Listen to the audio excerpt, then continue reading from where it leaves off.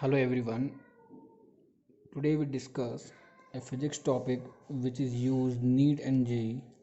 The name of topic reflection and transmission of waves. The wave is rigid plus flexible, like Oral-B toothbrush, rigid plus flexible both. The trick which I give, the revision by numbers or concept. So, welcome to our online platform SP lesson. So, without any wasting time, let's start it. तो trick क्या है? Trick ये कि जब wave ऐसे reason में enter कर रही है जहाँ वेव वेलोसिटी स्मॉलर है, तो ट्रिक याद रखनी है, रिफ्लेक्टेड वेव इन्वर्ट हो जाएगी।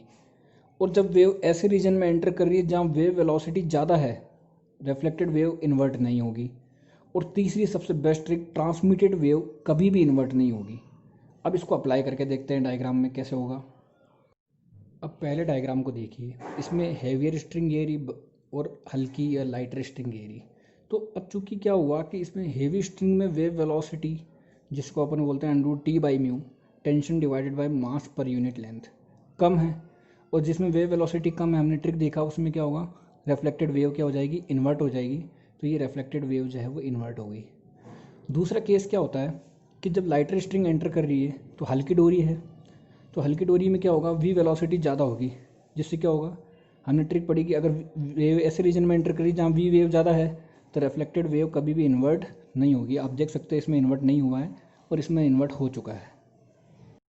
Next we see the frequency ratio of different system. Very important question for NEET and JEE 2020। अगर एक स्ट्रिंग को आपने टाइड कर दिया बिटवीन द टू एंड्स, और आपने एक रॉड को क्लैम्प्ड कर दिया बिटवीन द टू एंड्स, और एक ऑर्गन पाइप, तीनों का अपन कंपैरिजन देखेंगे। तो when a string Tide between two ends, this is node and anti node, तो जो फ्रीक्वेंसी रेशो आएगा वो आएगा 1:2:3 ऑलवेज। और जो हार्मोनिक्स होगी वो ऑल हार्मोनिक्स बॉडीज होंगी, चाहे वो इवन हो चाहे ऑड हो।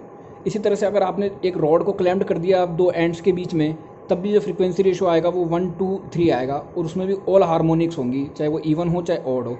और ये जो होंगे ये एक ऑर्गन पाइप की तरह बिहेव करेंगे। जो कौन सा ऑर्गन पाइप होगा, ओपन ऑर्गन पाइप।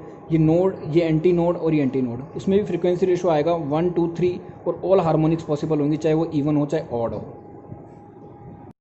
अब उसी केस को दोबारा रिवाइज करते हैं। देखिए, अगर स्ट्रिंग जो है वो वन एंड पे टाइड हो तो याद रखना है ओनली ऑड हार्मोनिक्स बनेंगे, जो रेशो होगा 1:3:5।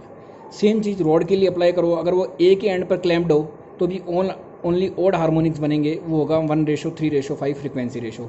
ये किसकी तरह बिहेव करेंगे, ये एक ऑर्गन पाइप की तरह बिहेव करेंगे। जो कौन सा ऑर्गन पाइप होगा, क्लोज्ड ऑर्गन पाइप। और हम जानते हैं क्लोज्ड ऑर्गन पाइप में ओनली ऑड हार्मोनिक्स होते हैं, तो जो फ्रीक्वेंसी रेशो होगा वो हो जाएगा 1:3:5। ये तीनों सेम हैं। तीसरा और इम्पोर्टेंट केस आता है जब रॉड जो है वो दोनों एंड से फ्री हो, तो जो फ्रीक्वेंसी रेशो आएगा वो आएगा 1:2:3। और जब रॉड को बीच में से क्लैम्प्ड कर दिया, clamped at the mid point, तो जो फ्रीक्वेंसी रेशो आएगा वो आएगा 1:3:5।